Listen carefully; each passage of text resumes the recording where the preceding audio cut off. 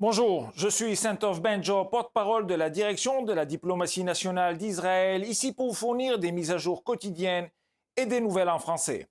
L'envoyé spécial des Nations Unies pour les violences sexuelles dans les conflits, Pramila Patten, a publié le 7 octobre un rapport confirmant l'utilisation de la violence sexuelle par le Hamas. Ce rapport de 24 pages a été rédigé au cours de la visite de 17 jours de l'équipe des Nations Unies en Israël en janvier et février. Mme Patten a indiqué que son équipe avait examiné plus de 5000 images photographiques et quelques 50 heures de séquences vidéo des attaques fournies en partie par des agences de presse d'État à partir de leur propre examen de diverses sources indépendantes.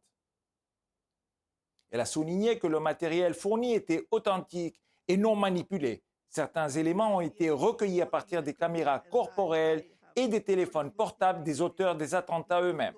Les conclusions sont terrifiantes, selon les propres termes de Mme Patten. Nous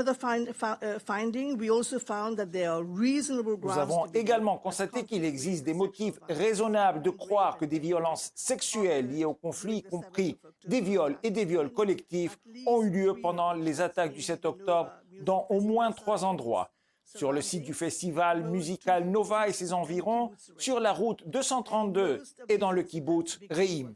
Dans la plupart des cas, les victimes ont été violées puis assassinées. 2 incidents concernent même les cadavres de femmes. Selon le rapport, les otages qui sont en captivité depuis plus de 150 jours ont également été victimes de violences sexuelles.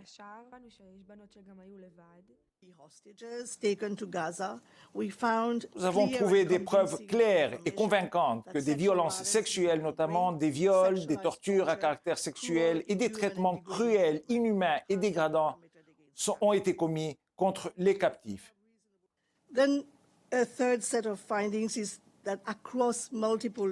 Sur plusieurs sites, nous avons constaté que les victimes ont été retrouvées entièrement ou partiellement déshabillées, ligotées et abattues.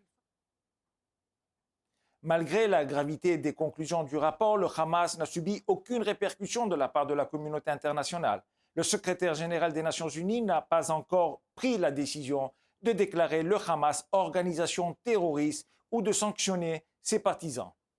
L'ambassadeur d'Israël auprès des Nations Unies, Gilad Erdan, a été rappelé en Israël pour consultation. Israël se dit frustré que les Nations Unies n'aient pas convoqué une réunion de l'Assemblée pour discuter des conclusions du rapport sur les violences sexuelles.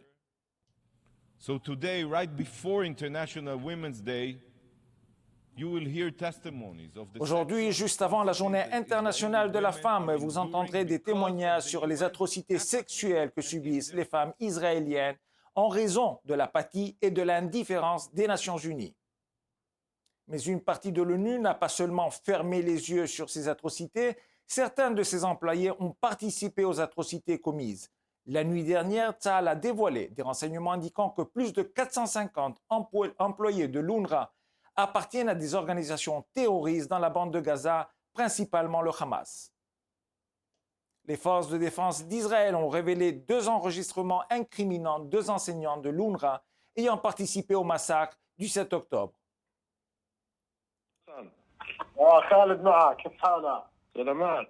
Le premier enregistrement est celui d'un terroriste travaillant comme professeur d'arabe dans une école de l'UNRWA à Deir el-Balah, décrivant son entrée en territoire israélien et déclarant qu'il détient des femmes israéliennes en otage.